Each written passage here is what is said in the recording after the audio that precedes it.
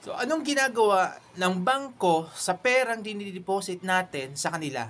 So, every time nagde-deposit ka ng pera sa savings account mo, nagpapahiram ka ng pera sa kanila in exchange sa napakaliit lang interest and na less than 1% per year. So, ito naman ay ipapahiram ng bangko sa mga tao o companies na gusto mag-loan or mag-invest at tutubuan nila ito ng 4 to 8% per year. So, sa madaling salita, kumikita ang bangko sa pera natin sa kanila. So, ginagamit ng bangko ang pera mo para mas kumita sila ng mas malaki.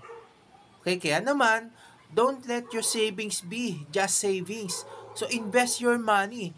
Invest wisely. So, anong ginagawa ng bangko sa perang dinideposit natin sa kanila? So, every time nagde-deposit ka